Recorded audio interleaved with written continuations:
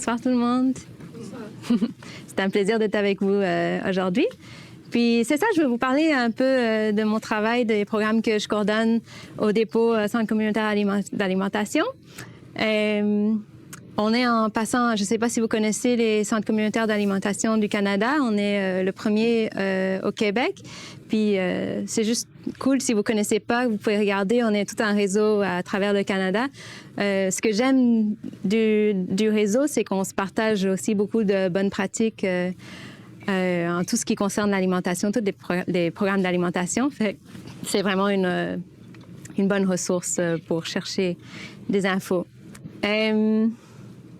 Bon, on y va? Je vais vous raconter un peu d'abord mon parcours avec Boîte à lunch, le programme que je coordonne. En fait, je suis venue à Boîte à lunch en 2012. J'ai commencé en tant qu'animatrice de cours de cuisine parascolaire à temps super partiel. En fait, je dépannais pour une animateur qui avait un conflit d'horaire à la dernière minute. Et c'est ça, dans le temps, on offrait nos ateliers parascolaires aux jeunes de 4e, 5e année. Environ une soixantaine d'enfants par session. Chaque enfant venait une fois par semaine pendant 10 semaines pour 2 heures. On apprenait à cuisiner, on faisait 2 recettes et pendant que les choses mijotaient, on faisait une petite activité ludique en lien avec la nutrition, la saine alimentation. Et ensuite, les enfants repartaient avec un plat de leur propre création qu'ils pouvaient manger en soirée en famille ou amener pour leur lunch la prochaine journée à l'école. Et le programme était et reste aujourd'hui gratuit, complètement gratuit. Fait que ça, c'est quand même important pour nous parce qu'à la base, c'était un programme qui se voulait une initiative de sécurité alimentaire. Fait que on tenait à cœur que c'était vraiment accessible à tout le monde. À tous les enfants, parce qu'on pensait que vraiment tous les enfants aussi méritaient un programme comme ça. C'est ça. Puis j'ai tout de suite eu un gros coup de cœur pour ce programme. D'abord, c'était fun, les enfants s'amusaient en cuisine et nous, les animateurs, on s'amusait aussi avec eux en cuisine. La cuisine, c'est tactile, il y a plein de découvertes, ça prend tous les sens. Et puis, c'était vraiment infectueux de voir l'enthousiasme des enfants et de voir leur fierté et l'amélioration de leurs compétences et de leur confiance à travers les 10 semaines d'atelier. C'est ça. Puis, les enfants apprennent tellement vite. De la semaine 1 jusqu'à la semaine 10, on voyait tellement de différences dans leurs compétences de cuisine et dans leur savoir-faire. Je pense que la cuisine, la nourriture, c'est un peu magique. Fait que quand on invite les jeunes à prendre les outils dans les mains, la cuisine, je pense que c'est vraiment un espace d'adultes traditionnellement. Donc, quand on invite les jeunes à vraiment prendre les outils dans leurs mains, ça donne déjà la motivation, une grande confiance, qu'on leur fait confiance, nous, qui sont capables de faire quelque chose de délicieux. Pas mal ça. Donc, on va en parler un peu plus tard, mais déjà, je voulais vous dire que on est parti du parascolaire, mais ensuite, ces bénéfices-là qu'on a vus, ce magique-là qu'on a vu qui nous a inspirés à penser que les ateliers cuisine, ça devrait pas juste rester dans le parascolaire, mais on pouvait et on devrait amener ça dans plein de différents milieux de vie des jeunes et que si on le faisait, ça renforcerait tous ces bénéfices-là de plus en plus. Donc, on pouvait amener ça à la maison avec les parents, on pourrait renforcer ça à l'école, dans les salles de classe, au camp de jour et même dans la communauté à travers le bénévolat, en premier emploi, etc. Bien sûr, dans le temps, il y avait beaucoup de défis aussi. Je pense que tout le monde qui a déjà essayé de mener des activités culinaires a sûrement déjà découvert ces défis-là. J'espère que vous allez vous reconnaître. D'abord, un des plus grands défis avec les ateliers de cuisine, c'est la logistique. Nous, on mène environ 14 ateliers par semaine. Et donc, c'est un gros défi d'essayer d'avoir les bons ingrédients dans les bonnes quantités, avec les bons équipements, dans le bon local, parce que chacun des 14 ateliers se passe dans un différent local. Donc, la logistique est assez grande, prend beaucoup de place dans les ateliers cuisine.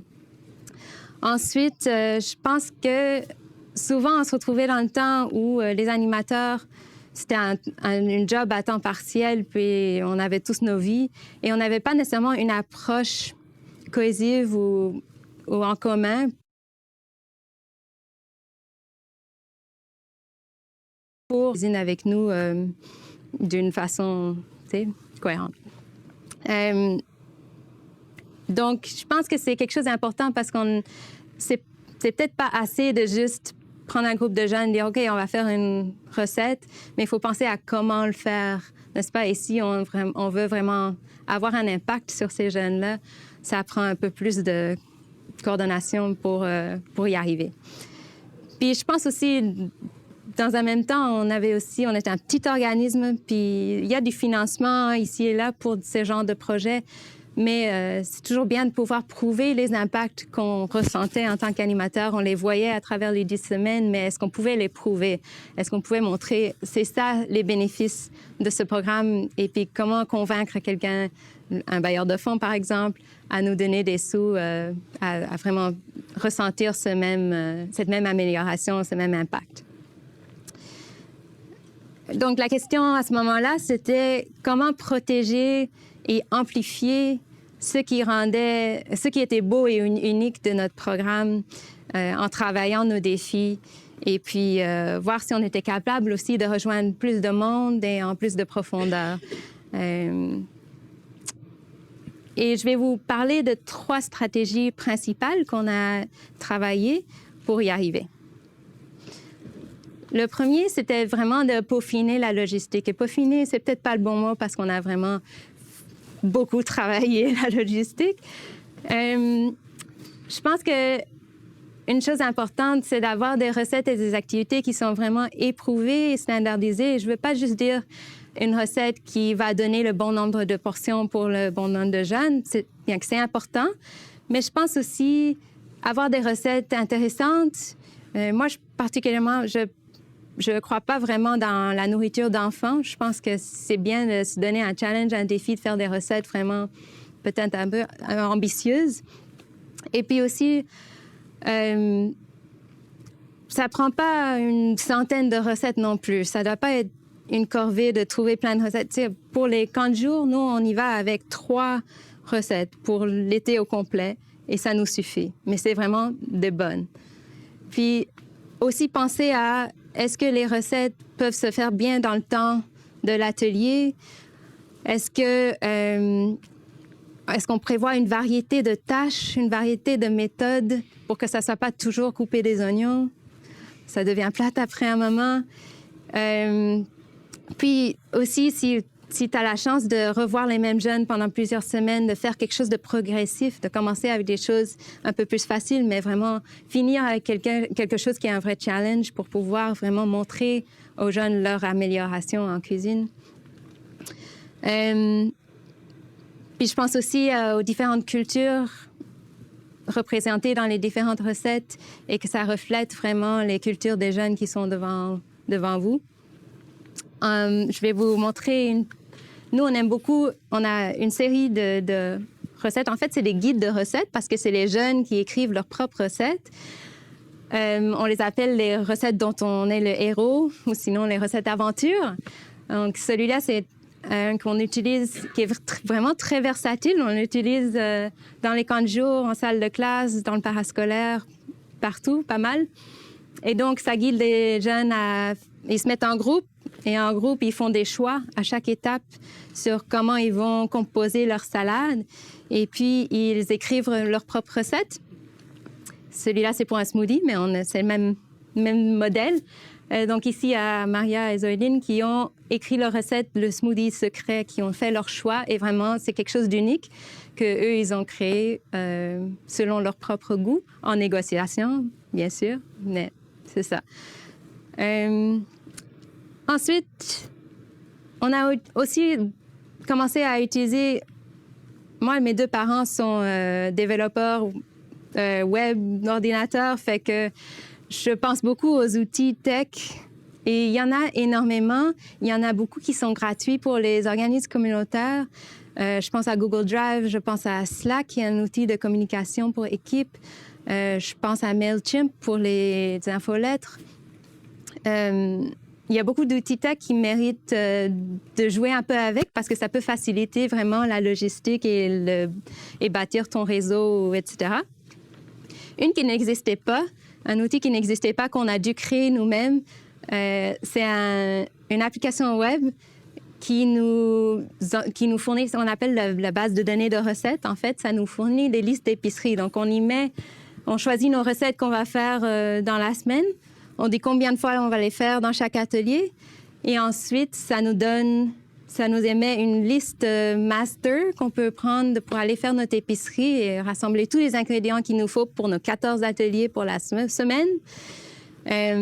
Et ensuite, ça nous donne une liste individualisée pour chaque atelier. Fait qu'on est capable de diviser dans 14 caisses tous les aliments et les équipements, sans oublier les équipements, sans oublier les allergies, bien sûr. Fait que des outils comme ça, peut-être si vous n'avez pas 14 ateliers semaine, vous n'en avez pas besoin, mais vous pouvez faire la même chose dans un fichier Excel ou juste avoir un système qui vous permet d'être organisé aussi, parce qu'il n'y a rien de plus plate que se pointer à son atelier de cuisine avec 16 jeunes devant toi et ne pas avoir ta farine pour tes muffins, puis, tu sais, c'est plate. L'autre chose qu'on a beaucoup pensé, c'est un setup mobile. Donc, c'est-à-dire qu'on offre des ateliers dans les salles de classe, dans les camps de jour, dans différents espaces communautaires, chez nous aussi. Fait que c'est vraiment utile de pouvoir bouger. Et donc, il faut penser à qu'est-ce qui peut rester, qu'est-ce qui doit bouger, et comment les faire bouger, comment transporter. Donc, nous, on a investi dans une flotte vraiment de trailers, de wagons, chariots, etc. Et puis, on a tout un système dans notre cuisine de comment diviser les aliments et les préparer pour pouvoir être mobile. Donc, c'est ça. La dernière chose que j'ai mis, c'est juste des protocoles pour tout. En fait, je suis grand fan des protocoles. Et ce que je veux dire par ça, c'est que quand tu trouves une façon de faire quelque chose, écris-le. Ça sonne peut-être un peu bête, mais si tu le fais une fois, c'est plus facile de l'améliorer, de l'enseigner, de le partager. Tu ne dois pas le refaire à chaque fois. C'est des documents qui peuvent évoluer et vivre avec toi à travers les années. Fait que je recommande vraiment de trouver une façon de faire, d'établir sur papier ou sur ordinateur, et puis, tac, te voilà. Deuxième stratégie, c'est de bâtir une culture de réflexion dans ton organisme. Ça sonne peut-être un peu lourd, mais je pense que c'est une bonne pratique pour n'importe quel organisme, même si tu ne fais pas des ateliers de cuisine, n'importe quelle sorte de programmation que tu fais. Mais en particulier, pour nous, dans les ateliers de cuisine, on trouve ça vraiment important.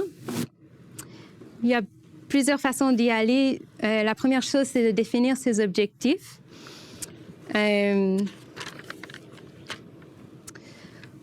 Pour nous, vraiment, la question, c'est avec quoi veux-tu que tes participants repartent?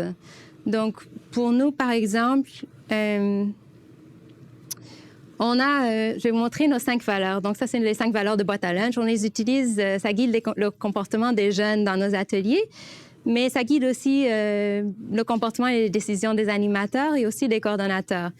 Et une de nos valeurs, c'est d'être ouvert. Et ça s'enligne avec une de nos objectifs qui est vraiment d'élargir les goûts des jeunes, de les faire découvrir des nouveaux aliments. Et donc, pour y arriver, qu'est-ce qu'on a décidé de faire? C'est d'ajouter ce qu'on appelle l'ingrédient vedette. Donc, à chaque semaine, pendant les 10 semaines, on prend un moment pour découvrir un aliment. Cette semaine, c'était les champignons. Et on a fait une dégustation de 3 différentes sortes de champignons. On a parlé un petit peu d'où ça vient, comment ça pousse. C'est pas une plante, c'est pas un animal. Donc, un peu une découverte, un moment de découverte, tout simplement. Et la dégustation est aussi super importante parce que, en fait, et c'est prouvé dans les recherches, que si tu veux élargir les goûts des jeunes, il faut avoir une chance de découvrir des nouvelles choses de façon répétitive. Donc, chaque semaine, essayer quelque chose de nouveau. Et parfois, ça prend plusieurs fois de goûter avant de savoir si tu aimes. Donc, de créer vraiment une habitude de goûter quelque chose de nouveau et que ça soit pas stressant, pas pendant le repas, mais juste comme ça, tranquillement, pourquoi pas, on va découvrir quelque chose. Donc, c'est ça. Une fois qu'on a vu que c'était notre objectif d'élargir les goûts des jeunes, ça a informé quelle programmation on a fait dans nos ateliers. Parce qu'avant, on faisait pas ça, puis on était comme, oh, on veut élargir les goûts des jeunes, mais en fait, on fait rien pour y arriver particulièrement, tu sais. Fait que ça peut guider vraiment tes décisions et te donner plus d'impact dans la façon que tu veux. L'autre chose, c'est de prendre l'évaluation au sérieux et de faire un plan. Donc, ça peut sonner un peu lourd, mais en particulier, quand tu essayes de faire l'évaluation avec les jeunes, c'est important que ça soit pas lourd, que ça soit pas difficile. Il faut que ça soit fun, il faut que ça soit léger, il faut que ça soit pas plate. Sinon, les enfants vont pas... Tu vas pas avoir des bonnes données, de toute façon. Donc, c'est ça. Pour nous, ça implique écouter tous les voix. Donc, pas juste faire un sondage des participants en semaine 10, mais vraiment être à l'écoute en tout temps et de toute personne impliquée. Donc, que ça soit... Et ça, comme j'ai dit, ce n'est pas obligé de... C'est pas difficile. Ça peut être juste écrire quelque chose sur un carton ou sur le mur, etc. Nous, on fait des sondages des parents aussi pour voir leurs réflexions envers leurs enfants. On le fait en semaine 1 et en semaine 10 pour faire la comparaison. On fait aussi le journal de bord qui est à chaque atelier, un des animateurs va remplir un petit journal de bord. Ça prend 5-10 minutes, mais ça nous donne... déjà, ça dit au coordonnateur s'il manquait quelque chose ou s'il y avait des améliorations à faire qu'on peut... Tu sais, quand on fait 14 ateliers en semaine, c'est déjà bien de régler les problèmes pendant le premier ou deuxième atelier pour que tu ne fasses pas la même erreur 14 fois. Mais aussi, ça te permet de récolter des anecdotes, d'entendre du feedback de tes animateurs, ce qui te permet de vraiment modéliser la réflexion à toute échelle de ton organisme et dans toute ta programmation. On fait aussi des réunions de réflexion 2 fois par année où on rassemble tous les animateurs et même parfois les bénévoles pour parler de qu'est-ce qui a bien marché, qu'est-ce qui a pas moins bien marché et pour essayer de développer le programme ensemble. Parce que si c'était juste moi qui avais développé tout le programme moi-même, j'aurais pas eu autant de bonnes idées que si tu rassembles tout le monde et ensemble, vous pensez à qu'est-ce qui est aux meilleures pratiques. Tu reçois beaucoup de bonnes idées de cette façon. Ce que j'aime aussi de l'évaluation, comment on le fait, c'est que c'est pas juste... je pense que l'évaluation des enfants en particulier, mais de tout le monde, marche mieux quand c'est pas juste un outil d'évaluation.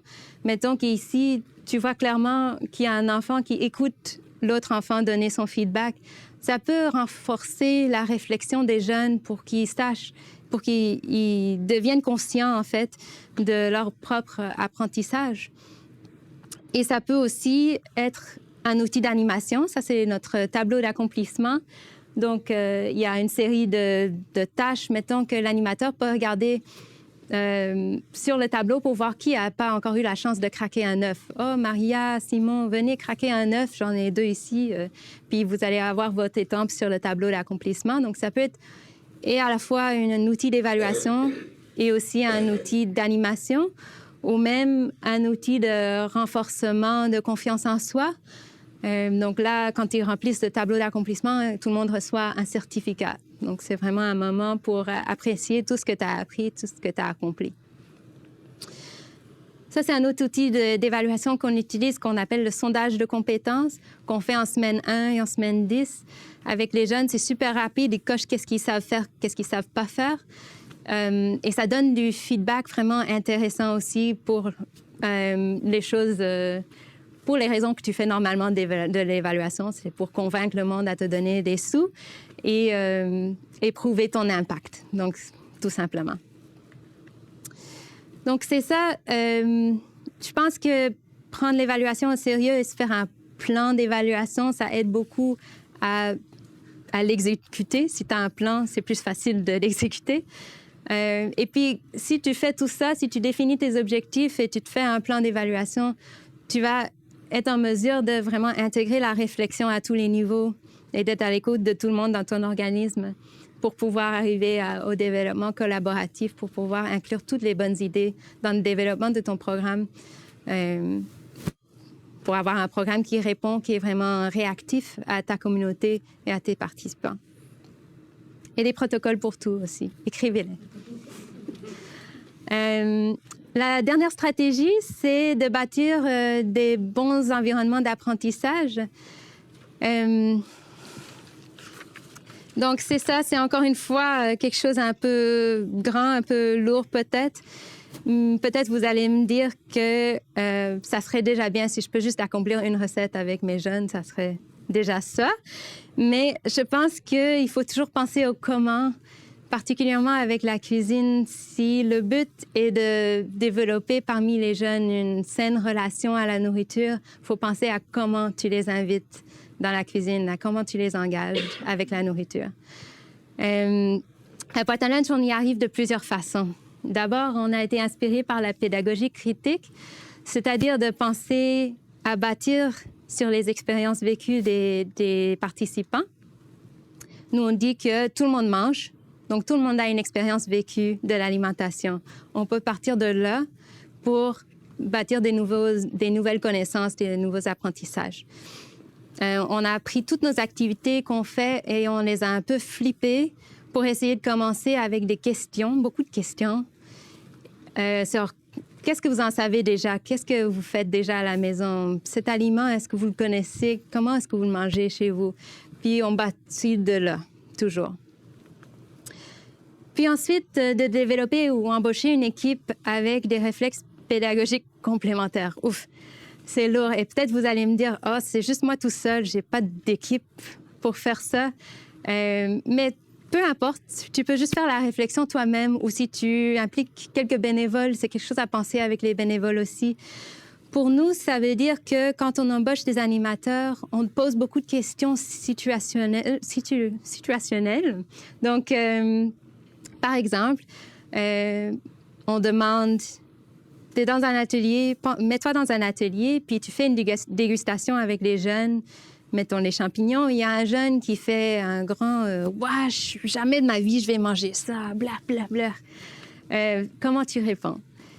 Puis, vous pouvez imaginer que personne ces jours-ci répond avec « Oh, je vais le forcer. » Il y a heureusement, il n'y a personne qui dit ça ces jours-ci.